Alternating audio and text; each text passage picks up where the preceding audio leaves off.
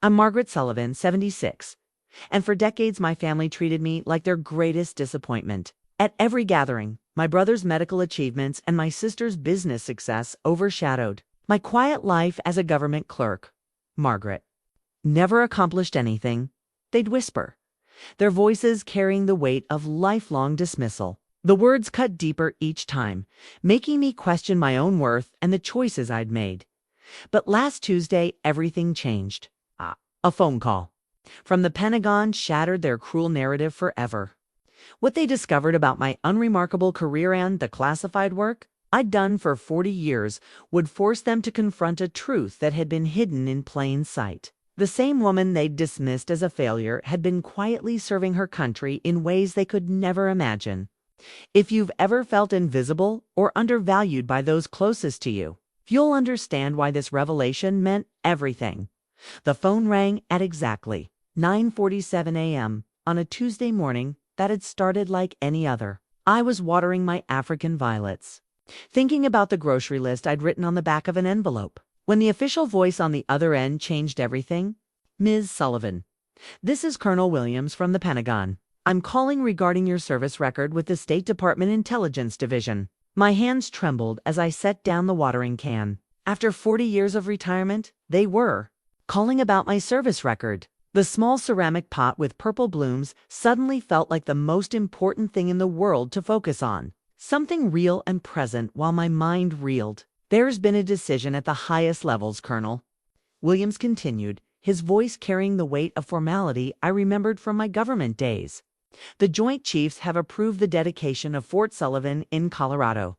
The base will be named in your honor, recognizing your decades of classified service to national security. I sank into my kitchen chair, the same one where I'd eaten countless solitary meals, read countless books, and wondered if my life had mattered to anyone at all. A military base, named after me. The woman my family introduced as just a government clerk who never accomplished anything. Ms. Sullivan, are you there? I'm here, I whispered, though part of me felt like I was floating somewhere above my small apartment watching this impossible conversation unfold. Are you certain you have the right person? The colonel's laugh was warm, understanding. Ma'am, we've been planning this for 2 years. Your work prevented 3 major international incidents and saved countless lives. The classified nature of your service kept it from public recognition until now, but some files have been declassified. It's time the world knew what Margaret Sullivan accomplished. After I hung up, I sat in my kitchen for an hour, staring at the official letter that would arrive within days. The family photo from last Christmas sat on my refrigerator, showing David and Patricia in the front, their spouses and children arranged proudly around them. I was barely visible in the back corner, pushed aside like an afterthought.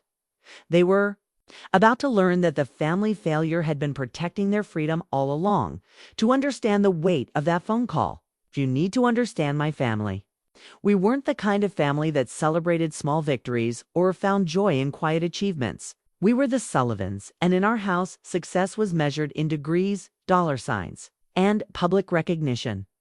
David, my older brother, had been the golden child since the day he performed surgery on his stuffed bear at age 8.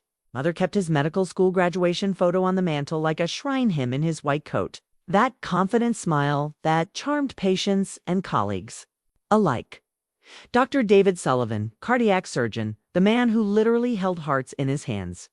At every family gathering, someone would inevitably ask him about his latest life-saving procedure, and he'd oblige with stories that left everyone in awe. Then there was Patricia, my younger sister who turned $25 and a business license into a real estate empire worth millions. Her success story was the stuff of local legend, the youngest woman to ever win Realtor of the Year 3 consecutive times. She drove a Mercedes, lived in a house with more bedrooms than she knew what to do with, and never let anyone forget that she'd built it all from nothing. And then there was me, Margaret, the middle child, who took a job with the government right out of college and never seemed to progress beyond filing papers and answering phones. At least, that's what they thought. I remember the exact moment I understood my place in the family hierarchy. It was Thanksgiving 1995, and Patricia was showing off photos of her latest property development. David was regaling Uncle Frank with stories from the cardiac unit. I sat between them, invisible as always, picking at my sweet potatoes while they dominated the conversation. "What about you, Margaret?" Aunt Helen asked, probably taking pity on me. "How's your little government job?" Before I could answer, Patricia laughed out meanly, but with that casual dismissiveness that hurt worse than intentional cruelty. "Oh, Margaret just shuffles papers around, don't you, Maggie? Same old desk job she's had for what, 20 years now? 27? I corrected quietly, but my voice was lost in David's booming laugh. "At least she has job security," he said, patting my shoulder with the kind of condescension reserved for children and failures. "Not everyone can be an entrepreneur like Patricia or save lives like yours truly." They didn't mean to be cruel. That's what made it worse. They genuinely believed they were being kind, including me in their conversation, while simultaneously dismissing everything I'd ever done. I was the family's participation trophy present, but not particularly valued. What they didn't know was that for 27 years, I'd been analyzing intelligence reports that crossed the desks of presidents. While they slept soundly in their beds, I was working late into the night decoding communications that could prevent wars or stop terrorist attacks. The papers I shuffled were classified documents that would remain sealed for decades. But I couldn't tell them that. The oath I'd taken was sacred, and the work I did was too important to risk for the sake of family bragging rights. So I sat there year after year, letting them believe I was the family disappointment while secretly carrying the weight of national security on my shoulders. Looking back now, I realized that their dismissal hurt so much because part of me had started to believe it too. When everyone you love sees you as a failure, it becomes hard to remember your own worth even when you're literally saving the world. My life looked unremarkable from the outside, and I'd spent decades cultivating that appearance. Every morning at 7:15, I'd walk 3 blocks to the metro station, my worn leather briefcase in hand, wearing the same style of conservative suits I'd been buying since the 1970s. To anyone watching, I was just another government drone heading to another day of bureaucratic tedium. The building where I worked for 40 years was equally unremarkably gray concrete structure that housed dozens of federal agencies. The directory in the lobby listed me as working for the State Department's Administrative Services Division, which sounded about as exciting as watching paint dry. My employee ID badge showed a grainy photo of me looking serious and slightly tired. It's the kind of badge that would blend into any government building in Washington. I lived in a small one-bedroom apartment in Arlington, the same one I'd rented fresh out of college and never bothered to leave. The rent was reasonable, the neighbors were quiet, and it was a 20-minute commute to work. The walls were lined with bookshelves filled with novels, history texts, and language guides that I told people were hobby reading. In reality, they were essential tools for my work, helping me understand the cultural contexts behind the intelligence reports I analyzed. My routine was predictable to the point of being boring. Grocery shopping on Saturdays at the same store where I'd been shopping for 30 years. Dinner alone most nights, usually something simple from the frozen food section. I'd call my mother every Sunday at 2 p.m. listening to her updates about David's latest medical conference or Patricia's newest real estate deal. She'd ask about my week, and I'd give her the same generic responses I'd been giving for decades. "Oh, Mom, same old thing, busy at the office, but nothing too exciting." She only knew that my nothing too exciting had included analyzing Soviet communications during the height of the Cold War, or that my busy at the office meant staying up until 3 a.m., decoding messages that could prevent international incidents. The loneliness was the hardest part. Not just the physical solitude, though spending most evenings alone in my apartment certainly contributed to it, but the emotional isolation of carrying secrets that defined my entire adult life. I couldn't date seriously because I couldn't talk about my work. I couldn't make close friendships because I couldn't be truly honest about who I was or what I did. I couldn't even share my proudest moments with my own family. I'd lie awake some nights, staring at the ceiling of my small bedroom, wondering if I'd made the right choices. While my siblings built lives filled with recognition and relationships, I built a life around service that no one could acknowledge. The work mattered, God, It mattered more than anything, but there were moments when I questioned whether the sacrifice had been worth it. My apartment was my sanctuary. Oh, it was also my prison. The walls that protected my secrets also kept me isolated from the world. I decorated it simply, with a few family photos and some artwork I'd picked up at weekend craft fairs. Nothing that would draw attention or spark curious questions from the rare visitor. The irony wasn't lost on me that I'd spent my career protecting people who would never know I existed, while my own family couldn't see me even when I was standing right in front of them. I was invisible in plain sight, both professionally and personally, a ghost who dedicated her life to ensuring others could live freely. While I lived in the shadows of secrecy and dismissal, it was 1968, and I was 22 years old with a degree in international relations and a head full of idealistic dreams about making a difference in the world. The Vietnam War was raging, the country was divided, and I wanted to serve my country in whatever way I could. When I applied for a position with the State Department, I expected to spend my days filing immigration papers or processing visa applications. The interview process was unlike anything I'd experienced. Instead of the typical questions about my qualifications and career goals, I found myself in a windowless room with three serious-looking men in dark suits who asked me to translate passages from Russian, German, and Arabic languages I'd studied in college but never expected to use professionally. Miss Sullivan, the lead interviewer, said, reviewing my file, "Your professors speak very highly of your analytical abilities and your discretion. Dr. Peterson mentioned that you never discussed your research with other students, even when working on group projects." I nodded, remembering Dr. Peterson's comparative politics class where I'd written a thesis on Soviet agricultural policies. I'd kept my research to myself, not out of any sense of secrecy, but because I found that other students tended to lose focus when I shared too much detail. "That's correct, sir. I prefer to be thorough in my analysis before drawing conclusions." The three men exchanged glances. "Miss Sullivan, how do you feel about keeping confidences, even from family members?" It seemed like an odd question for a government job, but I answered honestly. I believe that trust is sacred. If someone confides in me, I would never betray that confidence, regardless of the circumstances. 2 weeks later, I received a phone call asking me to report to a different building than the one where I'd been interviewed. The address led me to an unremarkable office complex in downtown Washington, where I was greeted by a woman named Mrs. Chen, who handed me a stack of papers that would change my life forever. "Welcome to the State Department Intelligence Division," she said, with a warm smile that contrasted sharply with the gravity of the documents I was signing. "You're about to become part of something very special, Miss Sullivan, and very secret." The security clearance process took months. Background investigators interviewed my college professors, my landlord, even my high school guidance counselor. They asked about my political beliefs, my financial situation, my personal relationships. I underwent psychological evaluations and polygraph tests that left me drained and questioning whether I was cut out for this mysterious work. But I was fascinated. For the first time in my life, I felt like I was being challenged intellectually in ways that mattered. The training was intense courses in cryptography, regional politics, cultural analysis, and threat assessment.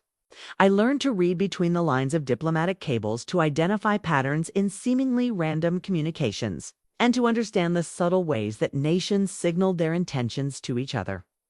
My first assignment was monitoring Soviet agricultural communications. It sounded mundane, but I quickly learned that food production statistics could reveal military preparations, population movements, and economic pressures that might lead to political instability. Every telegram I analyzed was a piece of a larger puzzle, and I had a natural talent for seeing how the pieces fit together. The oath I took on my first day was simple but profound. I solemnly swear that I will support and defend the Constitution of the United States against all enemies, foreign and domestic, and that I will bear true faith and allegiance to the same. The words echoed in the small ceremony room, witnessed only by Mrs. Chen and a supervisor whose name I was never told. As I walked home that evening, I felt a strange mixture of pride and isolation. I was now part of something important, something that mattered on a scale I was only beginning to understand. But I was also bound by secrets that would separate me from everyone I loved for the rest of my career. I called my mother that night to tell her about my new job. "I'm working for the State Department now," I said, keeping my voice casual. "Administrative work? Nothing too exciting." "That's nice, dear," she replied, already distracted by something David was telling her about his medical school applications. "I'm sure you'll do fine pushing papers around." If only she knew that those papers would include intelligence reports that crossed the president's desk, and that her quiet middle daughter was about to become one of the country's most valuable assets in the Cold War. The 1970s and 1980s were the defining years of my career, though no one in my family would ever know it. While they worried about gas shortages and inflation, I was working 18-hour days analyzing Soviet communications that could determine whether the world would wake up to nuclear war or another day of tense peace. I walked up to my apartment that night carrying the weight of both worlds, the secret pride of work that mattered and the public shame of being seen as a failure. On my kitchen table was a stack of classified documents that needed analysis by Monday morning, reports that could influence decisions about nuclear arms treaties and diplomatic relations. But all I could think about was the look of polite boredom on my family's faces when I'd tried to share anything, about my real life. They loved me. I knew that, but they couldn't see me. They couldn't understand that the quiet, unremarkable woman they pitied was actually living a life of purpose and significance that exceeded anything they could imagine. I made a cup of tea and sat down with the classified reports, grateful for work that valued my mind even as I mourned for a family that couldn't see my worth. March 1987 started like any other month, with stacks of intercepts from around the world waiting for analysis. I'd been working on a particularly puzzling series of communications from the Soviet Union's Southern Republic's routine agricultural reports that seemed slightly off in ways I couldn't initially identify. The numbers were consistent, the language was standard, but something about the pattern felt wrong. I'd learned to trust my instincts over the years. In intelligence work, the smallest anomaly can be the thread that unravels a much larger mystery. So I spent my evenings pulling apart these agricultural reports, cross-referencing them with weather data, transportation schedules, and population statistics. It was 2:30 a.m. on a Tuesday when I finally saw it.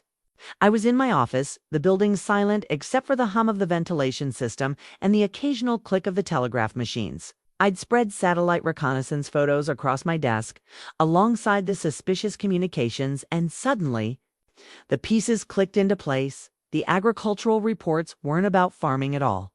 They were using crop rotation schedules to disguise construction timelines, harvest projections to hide material shipments, and weather reports to mask the movement of specialized personnel. Hidden in the language of collective farming was the blueprint for a nuclear facility that officially didn't exist. My hands were shaking as I reached for the secure phone. This wasn't just another intelligence coup.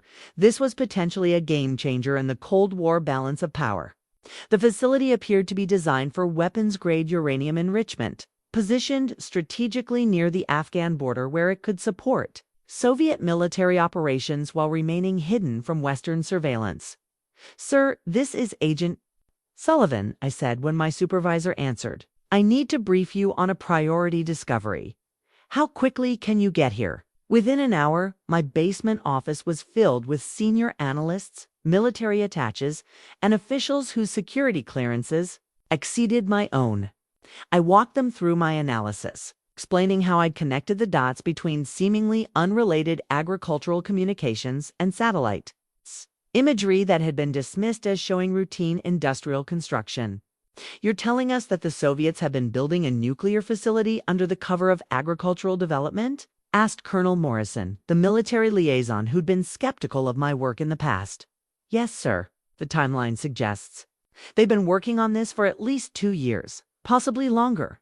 If my analysis is correct, they could be producing weapons-grade material within 6 months. The room fell silent as the implications sank in. This wasn't just about nuclear weapons, it was about the entire strategic balance in Central Asia, the ongoing war in Afghanistan, and the global power struggle between superpowers. Over the next 72 hours, I worked with a team of specialists, to verify and expand my analysis. We brought in experts on nuclear technology, Soviet industrial capacity, and regional politics. Additional satellite reconnaissance was ordered, and intelligence assets were repositioned to gather more information about the facility. My analysis held up under scrutiny. In fact, the deeper we dug, the more significant the discovery became. The facility wasn't just producing nuclear material, it was part of a larger network of installations that could fundamentally alter the balance of power in the region. 2 weeks later, information I'd uncovered was presented to the National Security Council. I wasn't in that meeting, of course, but I was told that my analysis had influenced decisions about arms control negotiations, military positioning, and diplomatic strategy at the highest levels of government. The official commendation arrived a month later, signed by officials whose names I recognized from newspaper headlines, but who remained mysterious figures in my classified world. The citation praised my exceptional analytical abilities and dedication to national security that exemplifies the highest standards of intelligence service. I kept the commendation in a locked drawer in my desk, along with other recognitions that would never see the light of day. It was a piece of paper that represented one of the most significant achievements of my career, but I couldn't share it with anyone that night. I went home to my small apartment and made dinner for one, just like always. I turned on the evening news and watched Walter Cronkite report on the day's events, none of which included the story that had consumed my life for the past month. The world continued turning, unaware that a quiet government clerk in Arlington had potentially prevented a nuclear crisis. I thought about calling my mother, maybe hinting that I'd had a particularly good day at work, but I knew the conversation would follow its familiar pattern: polite questions about my boring job, followed by enthusiastic updates about David's medical practice and Patricia's real estate success. Instead, I sat in my living room reading a novel and thinking about the strange duality of my existence. I was living a life of extraordinary significance that appeared utterly ordinary to everyone who mattered to me. I was saving the world in ways that would never be acknowledged, serving my country in ways that would never be celebrated.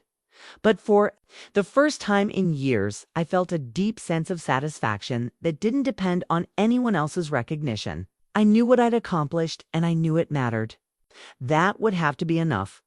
The wedding invitation arrived on a Thursday in May 1988. It's elegant cream-colored paper with gold embossing that announced the marriage of my college roommate Sarah to her longtime boyfriend. I held the invitation in my hands, remembering the countless hours Sarah and I had spent talking about our future husbands, our dream weddings, and the families we'd raise together.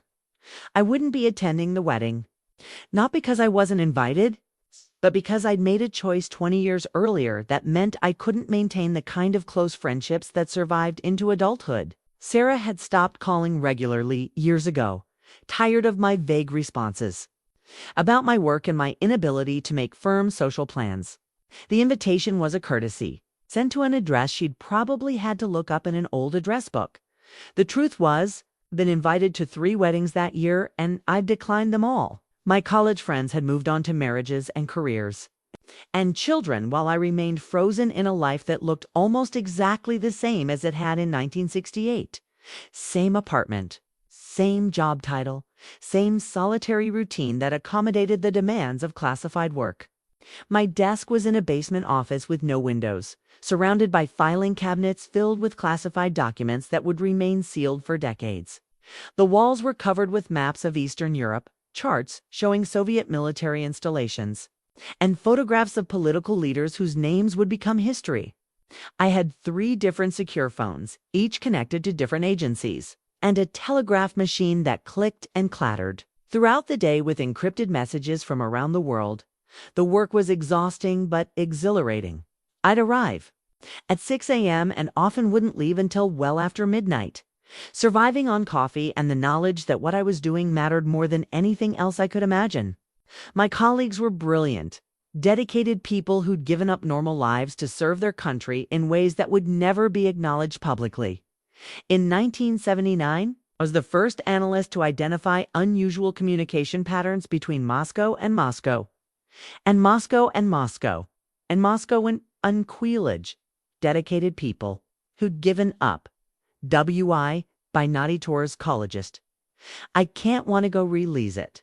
We say release, we say L with qui. We want to say L with qui with the mocky it. I can want collie day to cordy dot wise dot y. We said I don't want collie. We say what I can you kite least kite we say go you to kata we I like to see you to kata kanida you kata ka I die kata you kata I kata kefin willy ki I kata kirk with like and I to get to key with kiwi with a weird guy be with the which I read the can be you know we got fast yeah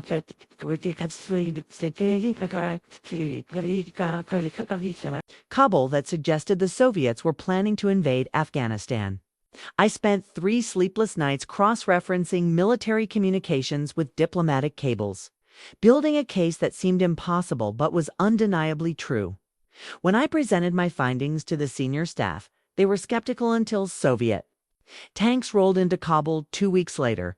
The Cuban Missile Crisis had happened before my time, but I lived through dozens of smaller crises that could have escalated into global conflicts. There was the incident in 1983 when Soviet radar systems malfunctioned and nearly triggered a nuclear response to what they thought was an American first strike. I was part of the team that worked around the clock to establish back-channel communications, helping to prevent a catastrophic misunderstanding. The most challenging part of my work was the isolation.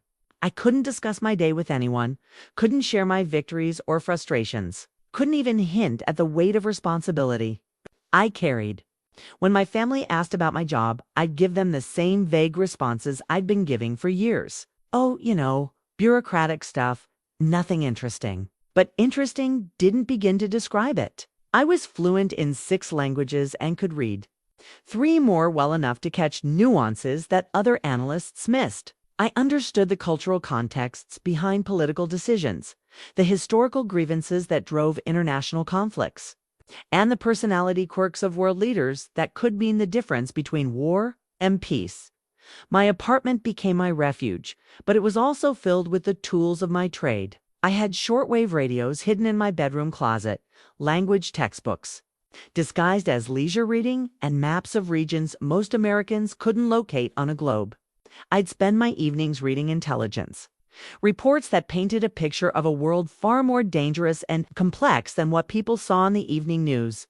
The irony was that my family saw my quiet, bookish lifestyle as evidence of my unremarkable nature.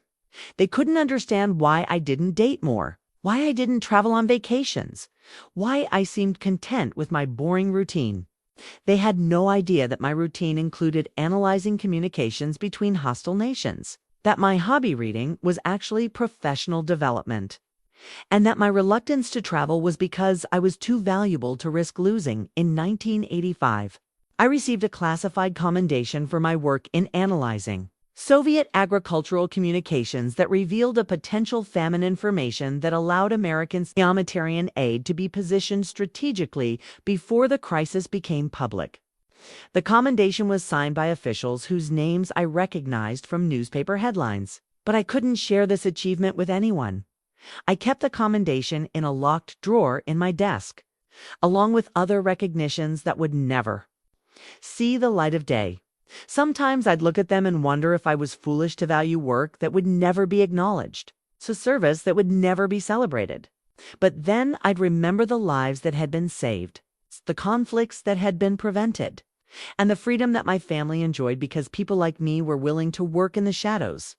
The Cold War years taught me that the most important work is often the most invisible work, and that true service means being content with the knowledge that you've made a difference, even if no one ever knows your name.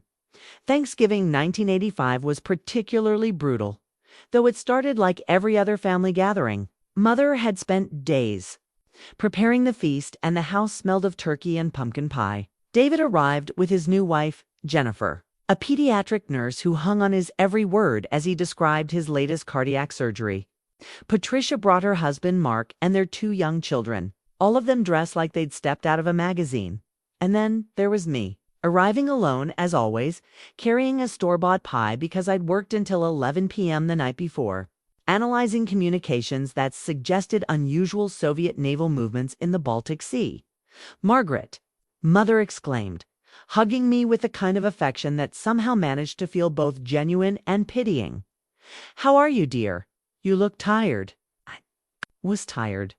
I'd been surviving on 3 hours of sleep for the past week, trying to decode a series of messages that could indicate anything from routine military exercises to preparation for an invasion. But I couldn't tell her that. Just busy at work. I said the same response I'd been giving for 17 years. Dinner conversation followed its predictable pattern. David regaled us with stories from the hospital, complete with medical terminology that made everyone feel like they were getting an exclusive glimpse into his important world. His latest case involved a 7-year-old boy who'd been born with a heart defect, and David had performed a miracle surgery that saved the child's life. The parents were crying, Jennifer added, squeezing David's hand. They said he was their hero. Patricia jumped in with her own success story about closing a deal on a shopping center that would bring jobs to the community. The mayor called personally to thank me, she said, beaming with pride.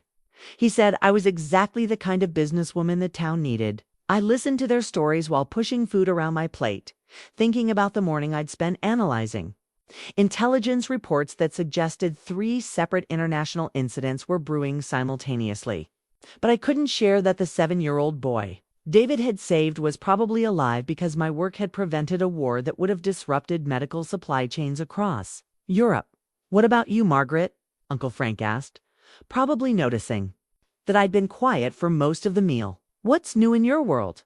Before I could answer, Patricia laughed not cruelly, but with that casual dismissiveness that had become her trademark when discussing my life. Oh, Uncle Frank, you know, Margaret, same old government jobs, same old routine, don't you, Maggie? Nickname stung. I'd been Margaret in all my professional dealings, Ms. Sullivan in classified briefings, and Agent Sullivan in the most sensitive operations. But to my family, I was still Maggie, the quiet middle child who'd never quite figured out how to be successful. Actually, I started thinking I might try to hint at the importance of my work without breaking my oath. I've been working on some interesting international. That's nice, dear Mother interrupted, already focused on cutting David's second piece of pie. David, tell us about that conference you're attending next month. And just like that, the conversation moved on. My attempt to share even a glimpse of my real life was dismissed before I could finish the sentence. I sat there for the rest of the evening, listening to them discuss David's medical conferences and Patricia's real estate deals. While I remained invisible, the drive home was the worst part. I sat in my car outside my apartment building thinking about the contrast between my two worlds. At work, I was valued, respected, essential. My analysis had prevented international incidents. My insights had shaped foreign policy decisions, and my dedication had earned the trust of some of the most powerful people in government. But at home, I was still the family disappointment. The unmarried sister who'd never accomplished anything noteworthy, who lived alone in a small apartment and worked at a boring government job that didn't seem to lead anywhere. There had been someone once, Robert Martinez, a State Department lawyer I'd met at a colleague's retirement party in 1975. He was intelligent, funny, and shared my love of international politics and foreign languages. We'd dated for 8 months. And for a brief period, I'd allowed myself to imagine a different kind of life. But Robert wanted to know about my work, wanted to understand why I kept such irregular hours, wanted to meet my colleagues and hear stories about my day. Questions were natural, the curiosity of someone who cared about me, but I couldn't answer them. I couldn't tell him that my administrative work involved analyzing communications that could prevent wars, or that my colleagues included some of the most brilliant intelligence minds in the country. The relationship ended on a December evening, when he asked me to marry him. I was standing in my kitchen, looking at the simple gold band he'd chosen, and I realized I couldn't build a marriage on the foundation of lies and omissions that had become my life. I can't, I told him, and the words felt like they were tearing something inside me. My work, it's complicated.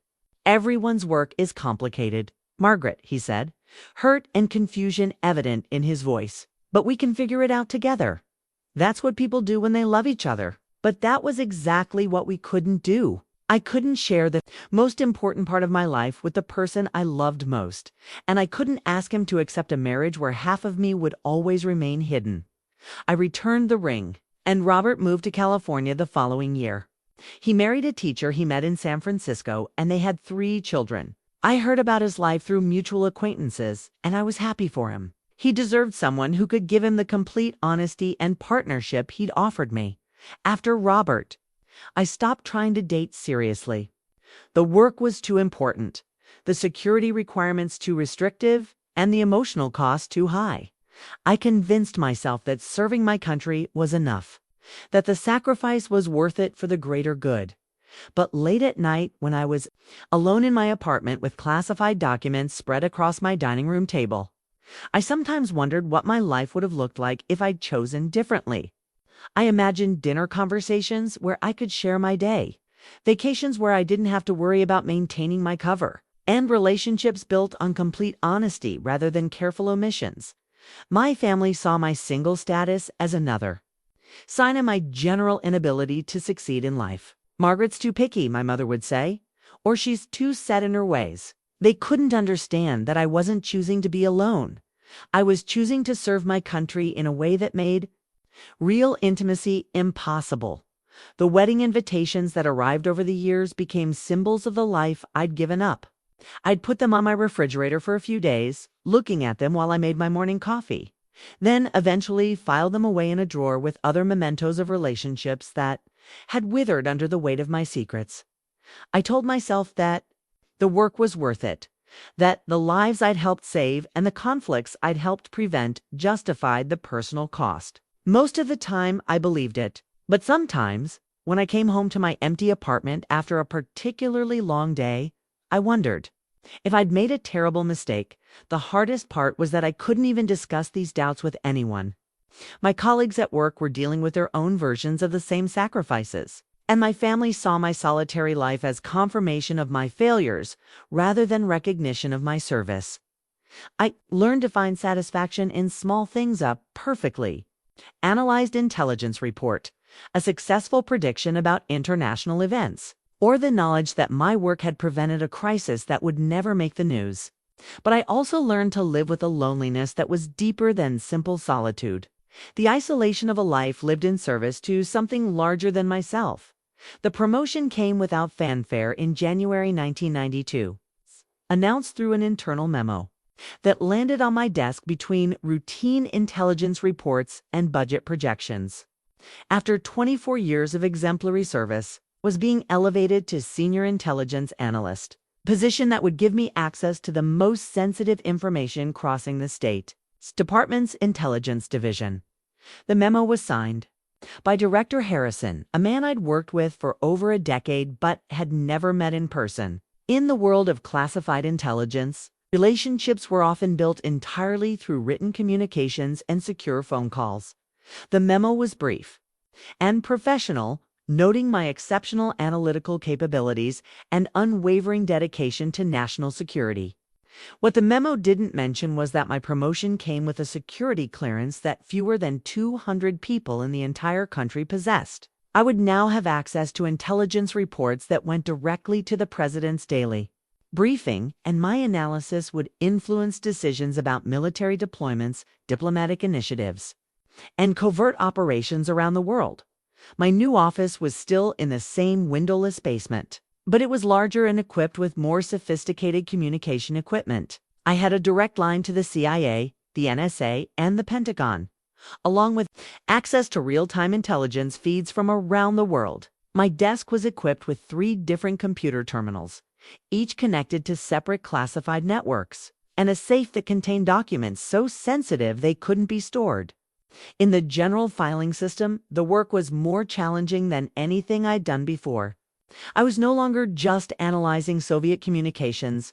I was tracking emerging threats from multiple nations, analyzing the intelligence implications of the collapsing Soviet Union, and trying to predict how the end of the Cold War would reshape global power dynamics. My specialization became Middle Eastern affairs, partly because of my facility with Arabic and Farsi, but also because I had a knack for understanding the complex tribal and religious Dynamics that influence political decisions in the region. I spent my days analyzing communications between various factions, trying to predict conflicts before they erupted and identify opportunities for diplomatic intervention. The irony of my professional success was that it made my personal life even more isolated. I knew security clearance required additional background checks and regular polygraph examinations, which meant even fewer opportunities for casual friendships or romantic relationships. The government needed to know about every person in my life, every financial transaction, every travel plan. My apartment began to reflect my new responsibilities. I had a secure phone line installed along with a document safe that was bolted to the floor of my bedroom closet. My bookshelves filled with academic texts on Middle Eastern politics, Islamic law, and regional history materials that looked like the hobby reading of an overeducated government worker, but were actually essential tools for understanding the intelligence reports that crossed my desk daily. The promotion also came with a substantial salary increase, though there was little I could do with the extra money. I lived simply by necessity. Too many luxury purchases would raise questions during security reviews, and I had no family to support or expensive hobbies to maintain. I put most of the money into savings accounts and conservative investments, building a nest egg that I hoped would support me through retirement. At family gatherings, my promotion was invisible. To them, I still worked the same boring government job I'd had for over 2 decades. When Patricia asked about my career prospects, I gave her the same vague answers I'd been giving for years. Oh, small promotions here and there. Nothing too exciting. What I couldn't tell her was that I now held one of the most important analytical positions in the intelligence community, that my assessments were briefed to cabinet members, and that my work had helped shape American foreign policy toward emerging democracies in Eastern Europe. The weight of responsibility was enormous, but exhilarating. I would arrive at work each morning knowing that the analysis I produced that day could influence decisions about military interventions, economic sanctions, or diplomatic initiatives that would affect millions of people. It was the kind of work that made the personal sacrifices feel worthwhile, even when I went home each night to an empty apartment and a frozen dinner. My colleagues in the senior intelligence division were brilliant, dedicated people who'd made similar sacrifices for their careers. We formed a strange kind of family, bound together by shared secrets and mutual respect. Even though we rarely socialized outside of work, we understood each other in ways that outsiders never could, united by the knowledge that our work mattered more than personal recognition or conventional success. September 11, 2001, changed everything.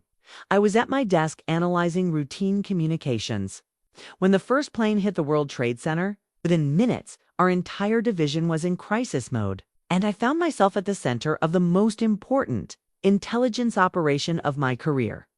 The days following the attacks were a blur of 18-hour workdays, emergency briefings, and around-the-clock analysis. My expertise in Middle Eastern affairs suddenly made me one of the most valuable assets in the intelligence community. I was pulled into meetings with officials whose names I recognized from news broadcasts, briefing them on terrorist networks, communication patterns, and potential threats that could signal additional attacks. The secure phones in my office rang constantly. The CIA wanted my assessment of intercepted communications from Afghanistan. The Pentagon needed analysis of potential targets for retaliation. The White House Situation Room requested briefings on terrorist financing networks that I'd been tracking for years, but that had suddenly become urgent national priorities. For the first time in my 33-year career, the work I'd been doing in obscurity was thrust into the spotlight of national crisis. The intelligence reports I'd filed about emerging terrorist threats, the communication patterns I'd identified, and the network analyses I developed became essential tools in understanding who had attacked us and how to prevent it from happening. Again, I worked with teams of analysts to develop new protocols for monitoring terrorist communications, created threat assessment matrices that would be used for years to come, and helped design the intelligence architecture that would reshape American national security. My small basement office became a hub of activity, with colleagues stopping by at all hours to consult on emerging threats or ask for my assessment of intercepted messages. The personal toll was enormous. I was surviving on 2 or 3 hours of sleep per night, living on coffee and adrenaline, and carrying the weight of knowing that any mistake in my analysis could cost lives. The classified documents I took home each night painted a picture of a world far more dangerous than most Americans realized, filled with threats that required constant vigilance to prevent.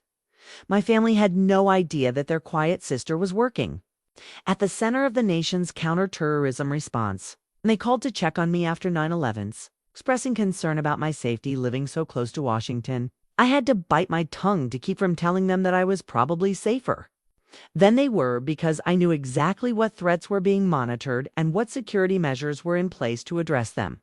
"Are you scared, Margaret?" my mother asked during one of our Sunday phone calls. All this terrorism business must be frightening for someone who works for the government. If only she knew that I was helping to write the counterterrorism protocols, that my analysis was being used to track down the perpetrators, and that I was working with some of the most capable intelligence professionals in the world to prevent future attacks.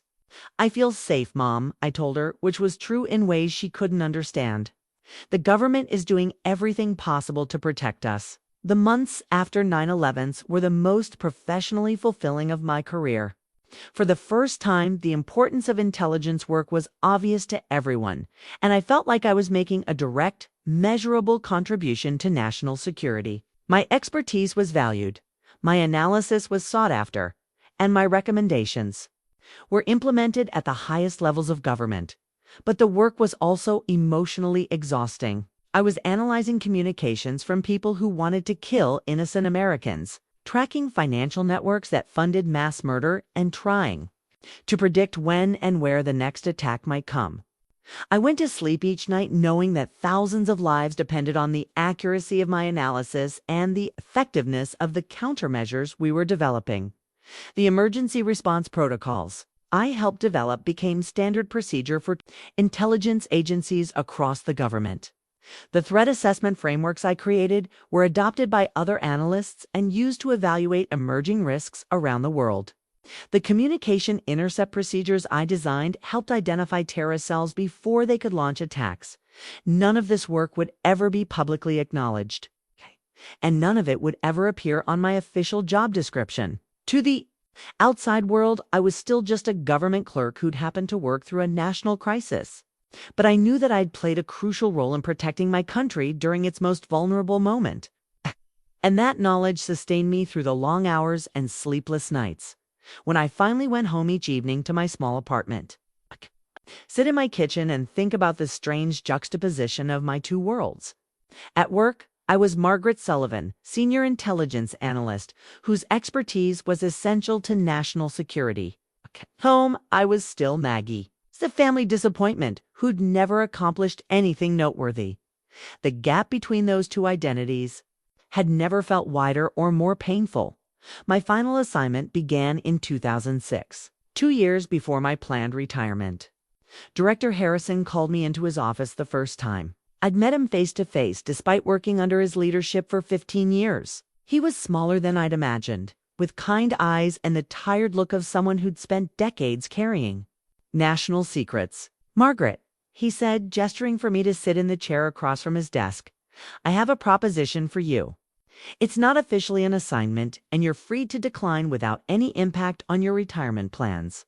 He explained that the intelligence community was facing a generational transition. Many of the analysts who'd built their careers during the Cold War were retiring, taking with them decades of institutional knowledge and analytical expertise that couldn't be easily replaced. The newer analysts were brilliant and technologically sophisticated, but they lacked the historical perspective and pattern recognition skills that came from decades of experience.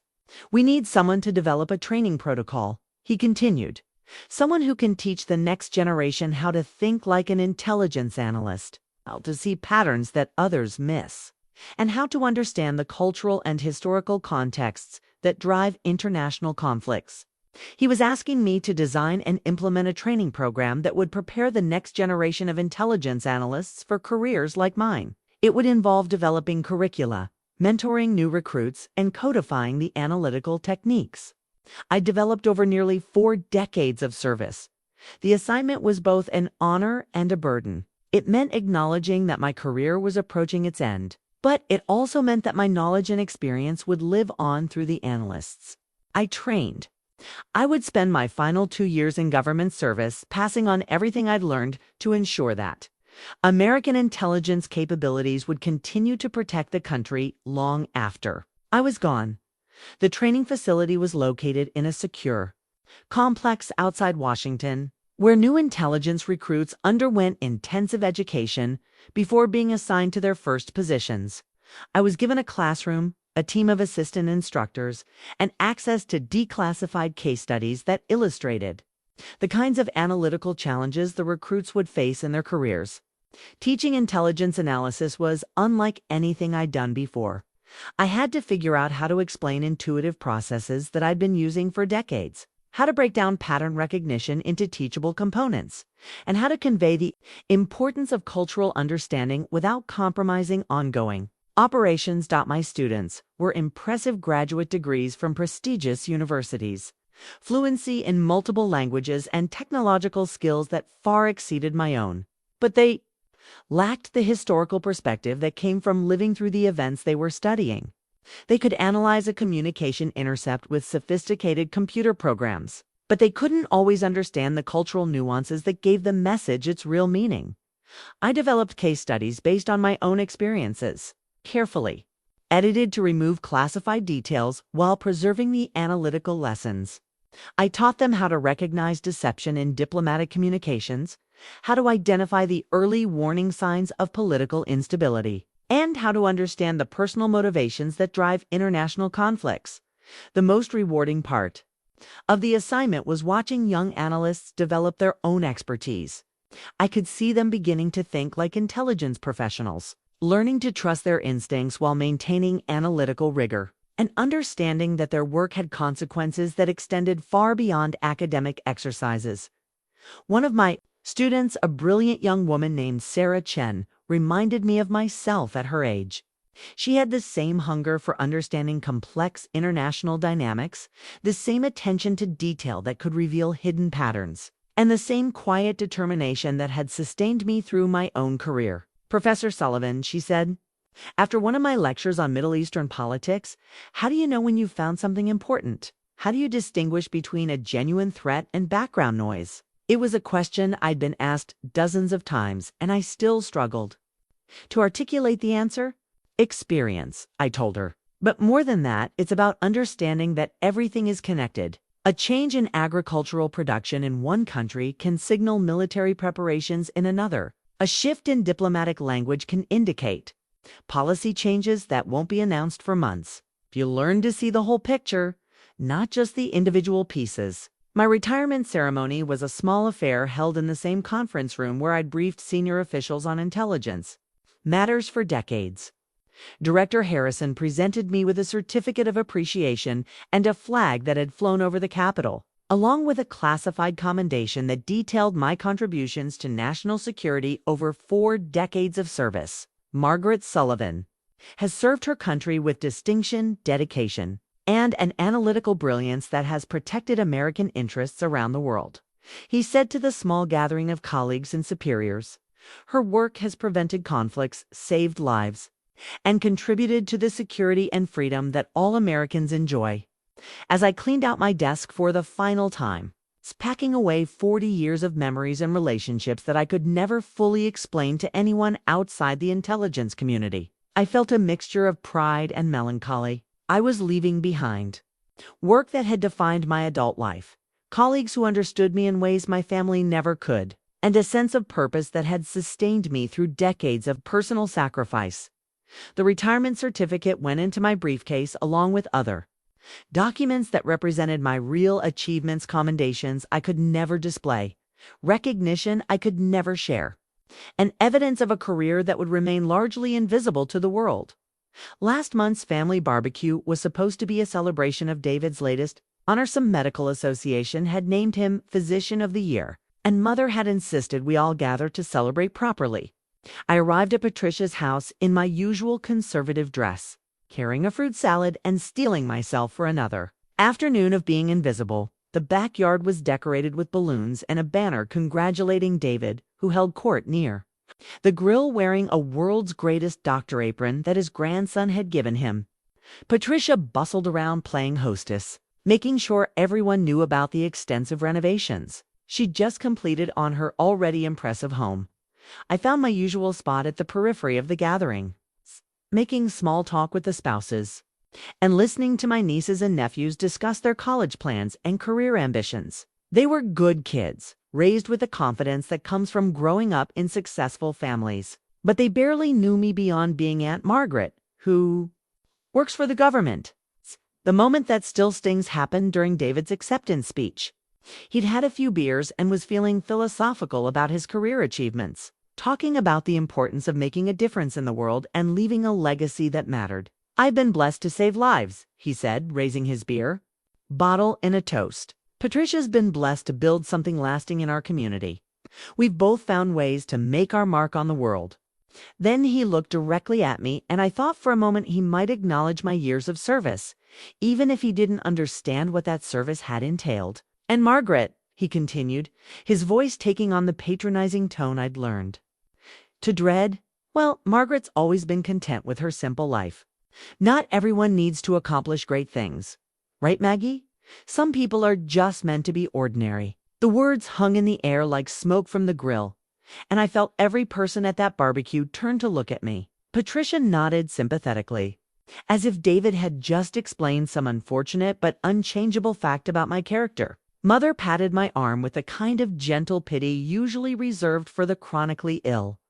"That's right," Patricia chimed in, her voice bright with the false cheer of someone delivering unwelcome news kindly. "Margaret's never been one to chase after recognition or success. She's always been happy just getting by, haven't you, Maggie?" Wanted to tell them about the nuclear facility I'd helped expose, about the terrorist attacks I'd helped prevent, about the intelligence protocols I'd developed that were still protecting their freedom. I wanted to describe the commendations I'd received from officials whose names they'd recognize, the briefings I'd given to cabinet members, the lives that had been saved because of my analysis. Instead, I smiled and nodded, playing the role they'd assigned me decades ago. "I've always believed that not everyone needs to be in the spotlight," Coy said quietly, which was true in ways they couldn't understand. But David wasn't finished. The beer had made him expansive, and he seemed to enjoy having an audience for his philosophical observations about family dynamics. "The thing about Margaret," he continued, as if I weren't sitting 3 feet away from him, "is that she never really tried to amount to anything. No ambition, no drive. Just satisfied with her little government job and her little apartment. Sometimes I wonder what would have happened if she'd actually pushed herself, you know?" The conversation moved on to other topics: Patricia's latest real estate deal, David's golf game, the grandchildren's academic achievements. But I sat there for the rest of the afternoon feeling like I'd been punched in the stomach. These were people who supposedly loved me, who'd raised me and shared holidays with me for 7 decades, and they genuinely believed I was a failure who'd wasted her life. The drive home was terrible. I sat in my car in the parking lot of my apartment building, looking up at the windows of the small space that had been my sanctuary for 40 years. And for the first time since retirement, I questioned whether the sacrifices had been worth it. I'd given up marriage, children, close friendships, and family relationships for work that I couldn't discuss with anyone. I'd spent my entire adult life serving my country in ways that would never be acknowledged, protecting people who saw me as a disappointment and a cautionary tale about settling for mediocrity. That night, pulled out my retirement certificate and the classified commendations I'd kept in a locked drawer, spreading them across my kitchen table like evidence in a trial. The documents told the story of a remarkable career for decades of service that had influenced foreign policy, prevented conflicts, and protected American interests around the world. But sitting alone in my apartment, with the memory of my family's casual cruelty still fresh, even those achievements felt hollow. What was the point of saving the world if the people you loved most couldn't see your worth? What was the value of a life lived in service to something greater than yourself, if that service made you invisible to the people who were supposed to matter most? I went to bed that night wondering if I'd made a terrible mistake. I should have chosen a different path that would have given me the recognition and relationships that my siblings enjoyed. For For the first time in my life, I found myself regretting the choices that had defined me, questioning whether duty and service were worth the price I'd paid. Colonel Williams called back 3 days later with details that left me speechless. Fort Sullivan would be a training facility for military intelligence operations, located in the Colorado mountains where I'd never even visited. The base would house advanced programs for teaching intelligence analysis, counterterrorism operations, and international threat assessment, all areas where my work had been foundational. Ms. Sullivan, the colonel explained, his voice carrying the weight of official ceremony. This isn't just a naming honor. This is recognition of a career that exemplifies the highest standards of intelligence service. Your work prevented at least 3 major international conflicts, contributed to counterterrorism operations that saved thousands of lives, and established analytical protocols that are still used throughout the intelligence community. He went on to detail specific operations I'd forgotten about, incidents where my analysis had been crucial to preventing disasters that never made the news because they never happened. The nuclear facility I'd uncovered in 1987 had been dismantled through diplomatic pressure, avoiding a potential arms race in Central Asia.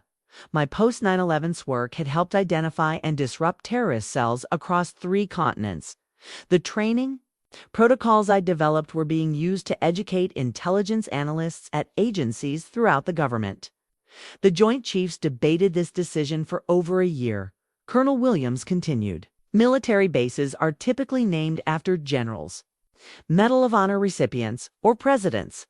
Naming a base after a civilian intelligence analyst is unprecedented, but your contributions to national security warranted exceptional recognition. The dedication ceremony would take place in 6 weeks, with representatives from every major intelligence agency, military leadership, and select members of Congress who served on intelligence oversight committees.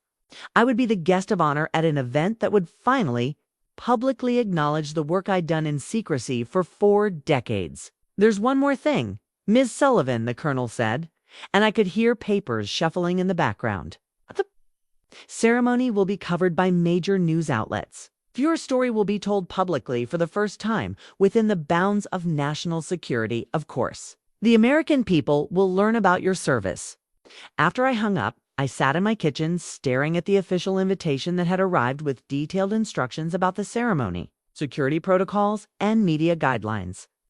My name would be on a bronze plaque at the entrance to a military base. My photograph would appear in newspapers and on television broadcasts. My career would finally be acknowledged in ways that couldn't be dismissed or ignored. The invitation included a guest list. I was allowed to invite up to 10 family members and friends to witness the ceremony. For 40 years, I'd been unable to share my work with anyone, and now I had the opportunity to show my family exactly what I'd accomplished while they believed I was failing at life. I spent that evening researching Fort Sullivan online, reading about the construction timeline and the programs it would house.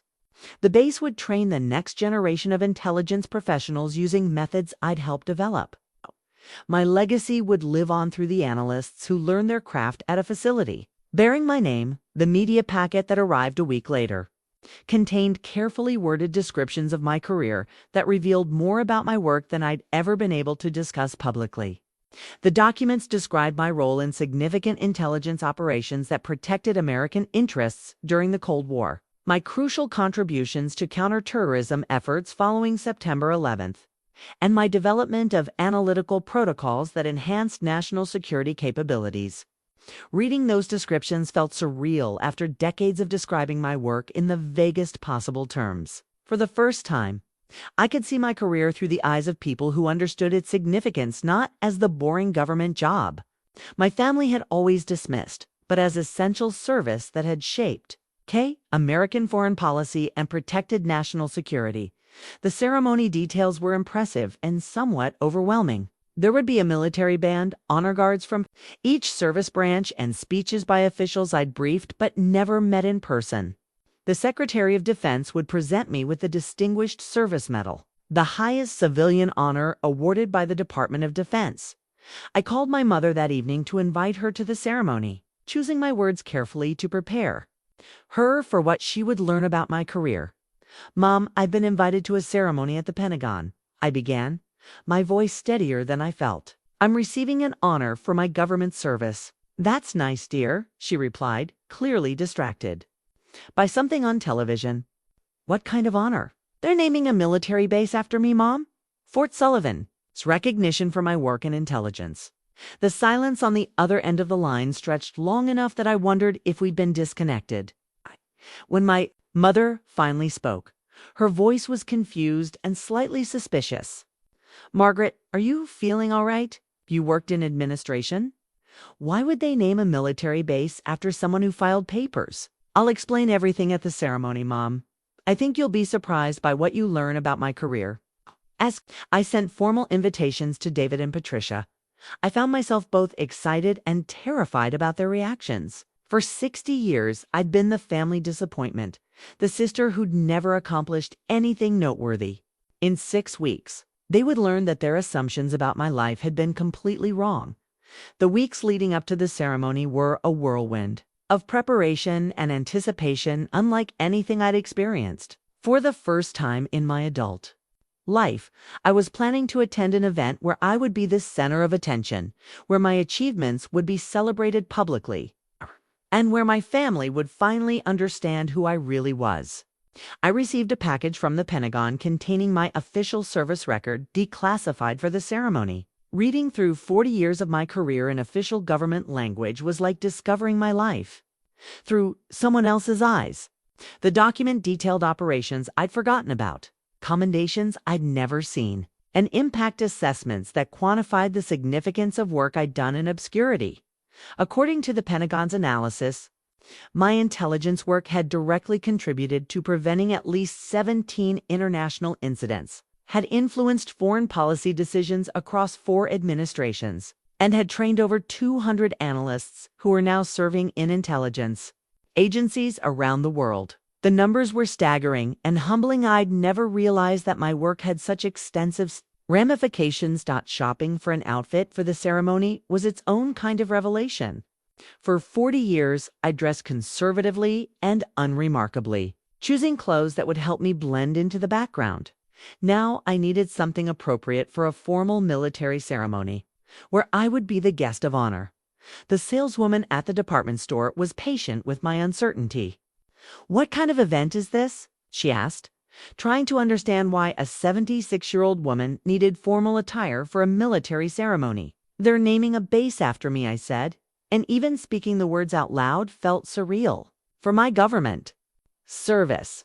She helped me choose a navy blue suit with subtle gold accents, elegant but appropriate for a solemn military ceremony. As I looked at myself in the dressing room mirror, I saw a different person than the one who'd spent decades hiding in the shadows, confident, dignified, finally ready to be seen. I spent evenings preparing what I would say to my family after the ceremony, practicing explanations for why I'd kept my real work secret for so long. I wanted them to understand that the secrecy hadn't been about shame or lack of trust, but about duty and national security requirements that were bigger than family relationships.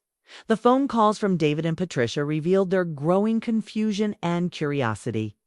David called twice to ask if I was sure about the ceremony details, clearly struggling to reconcile his image of his unsuccessful sister with the honor I was receiving. "Margaret, I'm looking forward to this event," he said, his voice carrying undertones of bewilderment, "but I have to ask, are you certain they have the right person? A military base seems like a very significant honor for administrative work." "You'll understand everything at the ceremony, David," I replied, enjoying his confusion more than I probably should have. "I think you'll find it quite educational." Patricia was more direct in her skepticism. "Maggie, are you being scammed? These military base naming ceremonies cost money, and there are people who prey on elderly folks by making them think they're receiving honors they haven't actually earned." I assured her that I'd verified everything through official channels, that the Pentagon had contacted me directly, and that she would see the documentation at the ceremony. But I could hear in her voice the same dismissiveness that had characterized her attitude toward me for decades, the assumption that her unsuccessful sister couldn't possibly have earned such recognition. The most difficult conversation was with Prebival, Maya, with my mother who'd grown increasingly worried about my mental state. She'd called David and Patricia to express concern that I might be suffering from dementia or some other condition that was causing me to have delusions about my career achievements. Honey, she said during one of our phone calls, her voice gentle but firm, I've known you your whole life. You're a wonderful person and you've always been a good worker. But this military base thing doesn't make sense. Maybe we should have you talk to someone just to make sure you're not getting confused about things. I could have shown her that official documents could have proven that the ceremony was real and my achievements were genuine. But I decided to let her discover the truth along with everyone else. After a lifetime of being dismissed and patronized, I was looking forward to their shock when they realized how wrong they'd been about me. The final week before the ceremony, I received media requests from newspapers and television stations that wanted to interview me about my career. The attention was overwhelming, but also validating finally. After decades of invisible service, people wanted to hear my story. I spent the night before the ceremony in a hotel near the Pentagon, unable to sleep as I thought about the next day's events.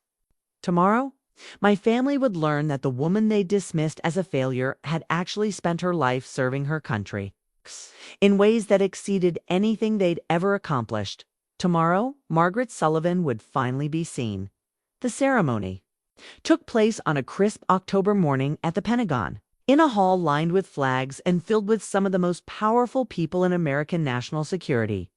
I sat in the front row, wearing my Navy suit, feeling more nervous than I had during any intelligence briefing in my 40-year career. My family arrived looking confused and slightly out of place among the uniformed officers and government officials. David wore his best suit and the expression of someone trying to solve a puzzle he didn't understand.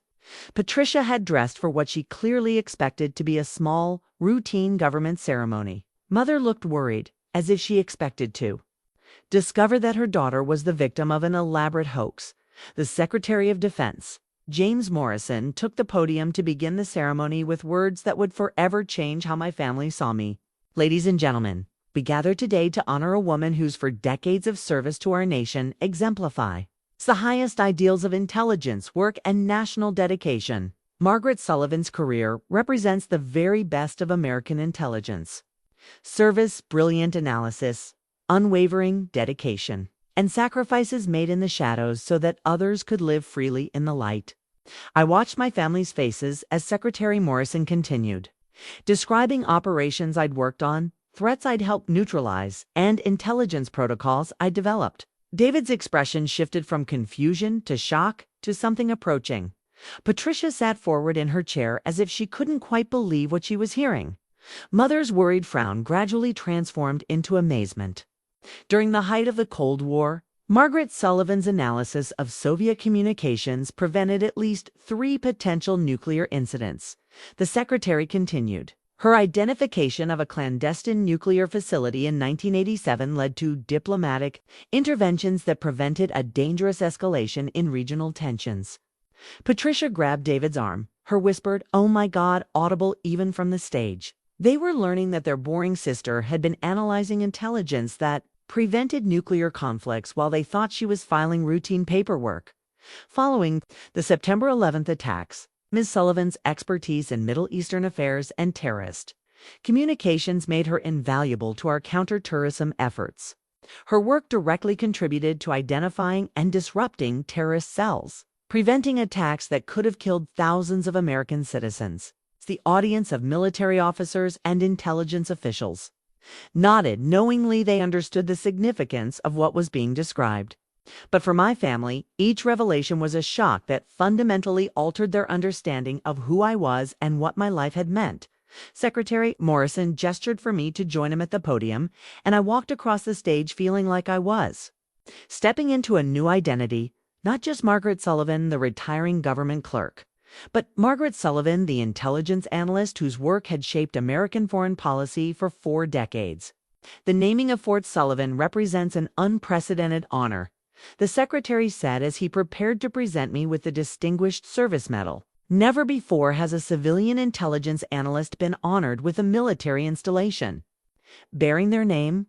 This recognition reflects not just personal achievement, but the acknowledgement that Ms. Sullivan's work exemplifies the very best of American intelligence service. As he placed the medal around my neck, I looked out at the audience and saw my family seeing me clearly for the first time in their lives. The dismissive looks were gone, replaced by shock, pride, and what appeared to be genuine awe at learning about my real career.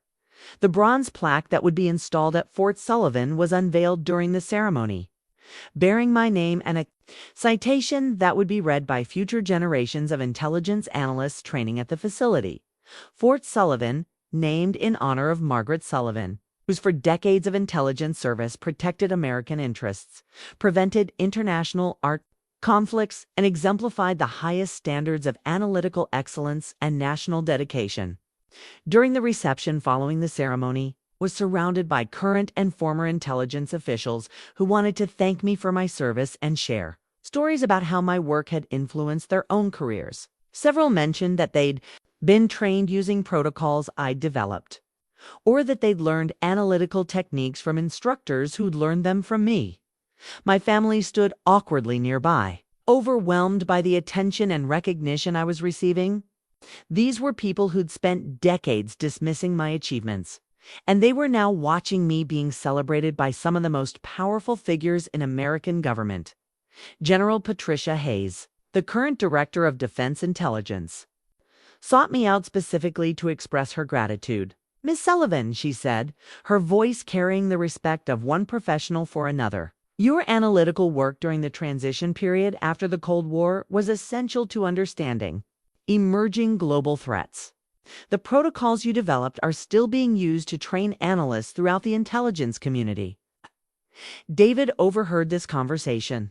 And I saw him processing the realization that his sister, whom he'd dismissed as having no ambition or drive, had been developing protocols that were still shaping American intelligence operations decades later. DHS. As the ceremony concluded and we prepared to leave, Patricia approached me with tears in her eyes. "Margaret," she said, her voice barely above a whisper, "I had no idea. All these years, we thought you were just ... ordinary. But you were protecting our country. You were saving lives." The recognition felt wonderful, but it was also bittersweet. I'd finally received the acknowledgement I'd craved for decades, but it had come only after my career was over. Only after I'd spent a lifetime feeling invisible and undervalued by the people who mattered most to me. As we left the Pentagon, my family was silent, processing the revelation that would forever change our relationships. The woman they'd pitied for never accomplishing anything had actually accomplished more than they'd ever imagined possible. The conversation I'd been anticipating for decades took place that evening at David's house, where we'd gathered for what had become an impromptu family meeting. The atmosphere was tense with unspoken questions and the weight of revelations that had shattered 40 years of assumptions about who I was and what my life had meant. David paced around his living room, still wearing his dress shirt from the ceremony, but with his tie loosened and his hair disheveled from running his hands through it. Patricia sat on the edge of the couch, clutching the program from the ceremony as if it were evidence in a trial. Mother sat quietly in the armchair, looking between her children with the expression of someone trying to reconcile two completely different versions of reality. "I don't understand," David finally said, stopping his pacing to face me directly. "How is this possible?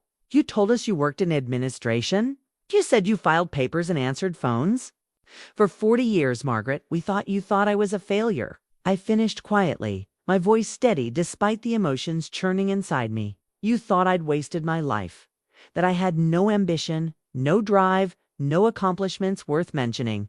Patricia's face crumpled with what looked like genuine remorse. "We didn't mean it that way, Margaret. We just thought, your job seems so ordinary, so routine. You never talked about it, never seemed excited about your work." "I couldn't talk about it," I explained, settling into the chair across from them with the calm I'd learned from decades of delivering sensitive briefings. "Everything I did was classified. The oath I took required me to keep my work secret, even from family, especially from family." David shook his head, his medical mind trying to process information that didn't fit his understanding of the world. "But the nuclear facility, the terrorist threats, the intelligence protocols, how did we never know? How did you keep something that significant secret for so long? Because that's what the job required, I said simply. Because protecting that information was more important than your opinion of my career. Because I understood that my duty too. My country was bigger than my need for family recognition. The silence that followed was heavy with unspoken guilt and dawning understanding. I could see them processing the implications of what I'd revealed, not just about my career, but about their treatment of me over the decades. The barbecue last month, Patricia said suddenly, her voice barely above a whisper, when David said, "You'd never accomplished anything when I agreed that you were ordinary, oh God. Margaret, what must you have been thinking?" "I was thinking that you had no idea what you were talking about," I replied, allowing a slight edge to creep into my voice. "I was thinking that while you celebrated saving one life or closing one business deal, I'd spent my career preventing wars and stopping terrorist attacks. I was thinking that your definition of accomplishment was remarkably narrow." David winced, as if I'd struck him. "Margaret, I'm sorry. We're sorry. If you'd known." "What?" I interrupted, surprising myself with the firmness in my voice. "You would have treated me differently. You would have respected me." "That's exactly the problem, David. Your respect was conditional on achievements you could understand and celebrate publicly." Mother spoke for the first time since we'd arrived. "Honey, why didn't you tell us? We're your family. We love you." "Because I took an oath," I said, my voice softening as I looked at her. "Because the work was classified and because I believed correctly that it was more important to protect national security than to correct your misconceptions about my life." Patricia stood up abruptly, beginning to pace like her brother. "But all those years, watching you sit quietly while we talked about our achievements, letting us think you were unsuccessful, how did you stand it?" "It wasn't easy," I admitted. "There were times when I wanted to tell you everything. When your dismissiveness hurt so much, I almost broke my security oath just to prove you wrong. But I reminded myself that the work mattered more than my ego, that protecting American lives was more important than family bragging rights." David sat down heavily in his chair, his face reflecting the weight of understanding. "We were cruel to you, not intentionally, but consistently. For decades, we made you feel invisible and unsuccessful while you were literally saving the world." "Yes," I said simply. "You were." The acknowledgement hung in the air between us, honest and painful and necessary. For the first time in our relationship, we were having a conversation based on truth rather than assumptions.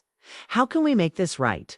Patricia asked, and I could hear genuine anguish in her voice. "How do we apologize for 40 years of not seeing you, not valuing you?" I considered her question carefully, thinking about what I needed from them going forward. "You can start by understanding that my worth was never dependent on your recognition," I said. "You can accept that I made choices that sacrificed personal relationships for professional duty, and that those choices were valid and valuable, even if you couldn't see their importance." A handwritten letter arrived in my mailbox 3 days later, David's distinctive physician's handwriting covering 2 pages of his personal stationery. Margaret started this letter a dozen times, trying to find words adequate to express my regret for how we've treated you over the years. The truth is, there aren't words sufficient for the apology you deserve. We saw you as ordinary when you were extraordinary, dismissed you as unsuccessful when you were heroic, and made you feel invisible when you deserved celebration. I hope you can forgive us, and I hope we can build a new relationship based on the truth of who you really are. Your brother, David. The letter was a beginning, but I knew that rebuilding our relationships would take time and sustained effort. For 40 years, they'd seen me as the family disappointment. Now they would have to learn to see me as Margaret Sullivan, intelligence analyst, protector of national security, and woman who'd served her country with distinction for 4 decades. The change wouldn't happen overnight. But for the first time in my life, I felt hopeful that my family might finally see me for who I really was.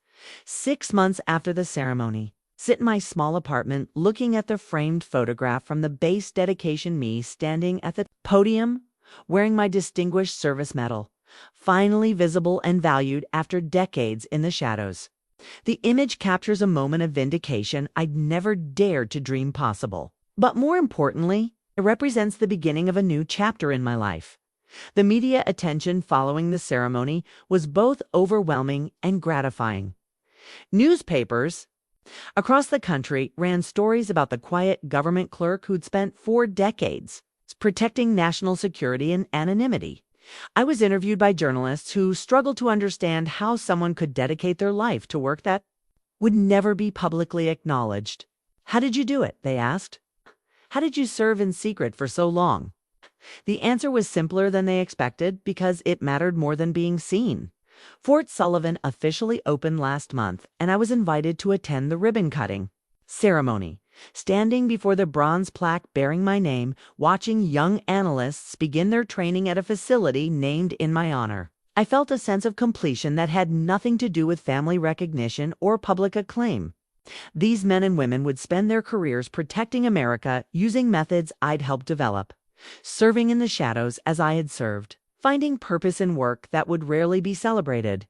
My relationship with my family has slowly begun to heal, though it will never be what it might have been if they'd seen my worth from the beginning. David calls every Sunday now, asking genuine questions about my career and expressing interest in stories I can finally share.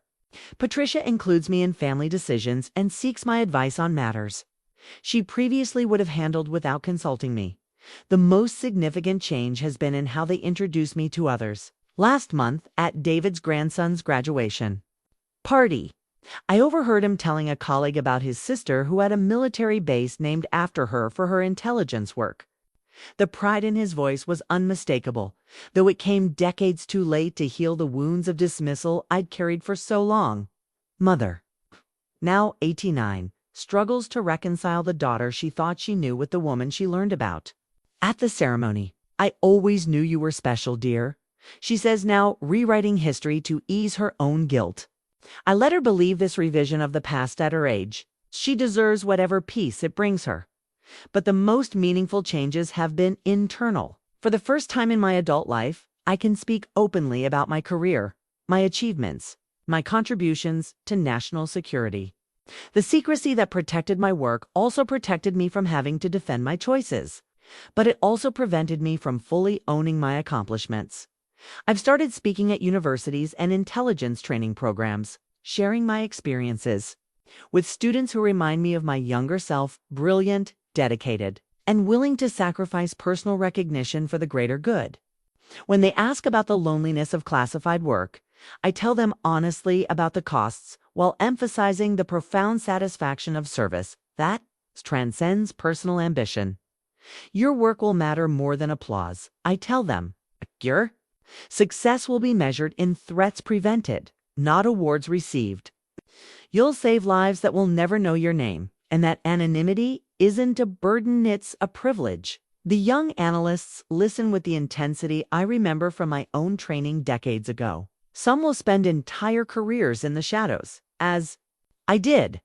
Others will move on to more visible roles in government or private sector. But all of them will carry forward the understanding that the most important work is often the most invisible work. I've also started writing carefully, within the bounds of classification restrictions of serving in secret. The memoir will be published next year with the title In the Shadows, A Life of Service. It's not about seeking posthumous recognition, but about helping others understand that significance isn't always visible, that success isn't always celebrated, and that some of the most important contributions to society happen in anonymity. My apartment is fuller now, with more possessions, but with visitors, phone calls, and invitations that reflect my new visibility in the world. Former colleagues stop by to share memories and seek advice. Journalists call for comment on current intelligence issues. Universities invite me to lecture on analytical methods and the history of American intelligence operations. But the most treasured addition to my life is the relationship I've developed with Sarah Chen, one of my former students who now works for the CIA. She visits monthly, bringing updates from the intelligence community and seeking guidance on analytical challenges. In her, I see the future of American intelligence brilliant, dedicated, and committed to serving something larger than herself. "Professor Sullivan," she said during her last visit, "I want you to know that everything you taught us about pattern recognition saved lives last month. The techniques you developed helped us identify a threat that could have been catastrophic. These conversations remind me that my legacy isn't just Fort Sullivan or the Distinguished Service Medal, or even the recognition I finally received from my family. My legacy lives in the analysts I trained, the protocols I developed, and the understanding that service to country transcends personal ambition. As I prepare for whatever years remain to me, I carry no regrets about the choices I made. The path I chose required sacrifices that others might find unbearable, decades of secrecy, isolation from family, and service without recognition. But it was a path that mattered, that contributed to something larger than individual achievement. And that ultimately brought me to this place of peace and purpose. I am Margaret Sullivan, 76 years old, and I spent my life serving my country in ways that finally have been acknowledged. The family that once dismissed me as a failure now understands that I accomplished more than they ever imagined possible. But more importantly, I understand that my worth was never dependent on their recognition. It was inherent in the service itself, in the knowledge that I had used my gifts to protect the freedom and security that all Americans enjoy. The woman they thought had never accomplished anything had been quietly saving the world, one intelligence report at a time. And that, I've learned, is accomplishment enough for any life.